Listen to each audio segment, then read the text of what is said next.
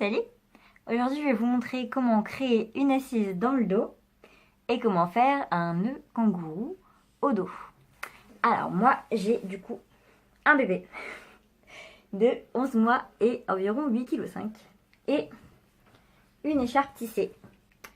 C'est une Yaro en taille 5. Alors, déjà, il vous faut votre bébé. Alors, vous le mettez sur une hanche comme ça et vous, voilà, décalez votre hanche dans un superbe déhanché. Je mets une main sur cette fesse et l'autre main devant le bébé et je le passe dans mon dos. Alors, parfois, le bébé va pleurer pendant l'installation en écharpe. Ils arrêtent de pleurer quand ils sont bien calés en général. Je cherche le centre de mon écharpe, celui avec la petite étiquette. Et je viens mettre mon écharpe sur mon bébé. Hop, le centre de l'écharpe bien au centre du dos de mon bébé. J'essaye bien entendu de toujours avoir une main sur mon enfant dans la mesure du possible. Le but n'étant pas qu'il finisse par terre. Hop, je monte le tissu jusqu'en haut de sa nuque. Et alors là, regardez, avec le tissu en trop, ici, tout ce tissu-là, je viens le caler sous ses fesses pour faire son assise. Hop là, voilà. Avec mes pans, je prends le pan extérieur et je vais, hop, le passer ici. Pan extérieur. Voilà, avec le pan intérieur. Et je cale ce pan-là entre mes jambes. Je fais pareil de l'autre côté. Je prends le pan extérieur que je ramène ici, collé au pan intérieur. Alors là, normalement, on a créé l'assise. Le bébé est dans sa poche. Je le remonte bien si besoin pour que la tête du bébé soit au niveau de ma tête. Je cale un pan entre mes jambes.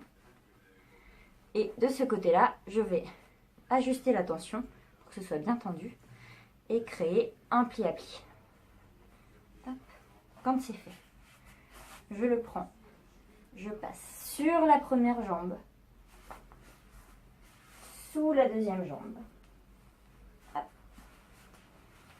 Et je viens caler celui-là entre mes jambes à la place du premier. Je fais pareil de ce côté.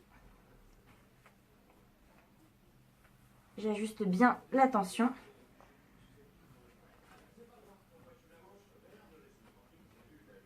Hop.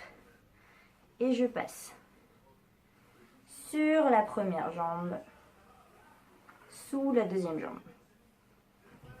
Et voilà, mon bébé est au dos. Les genoux sont bien plus hauts que les fesses. Sa tête est au niveau de ma nuque. J'aurais même pu la mettre un petit peu plus haute. Le nœud est fini. Alors, soit je me contente d'un simple nouage sur le ventre. Personnellement, j'aime pas. Je suis pas à l'aise avec ce nœud-là. J'ai l'impression que ça m'oppresse un petit peu le ventre. Bref. Moi, je vais vous proposer celui que j'aime faire. Donc, quand je suis à ce niveau-là, on va faire une finition knotless, sans nœud.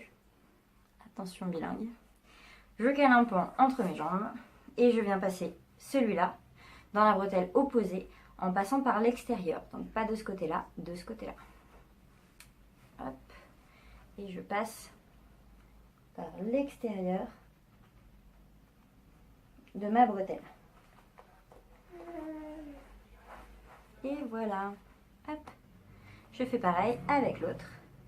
Je monte et je passe par l'extérieur. Et voilà. Ça y est. En moins de 5 minutes, votre bébé est au dos. On peut sortir comme ça tient super bien. Moi j'aime bien faire un nœud en plus.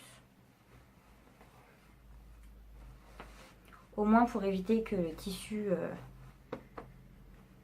traîne un peu trop. Voilà. C'est vraiment une question esthétique. Et voilà. J'espère que ça vous a plu. Ciao!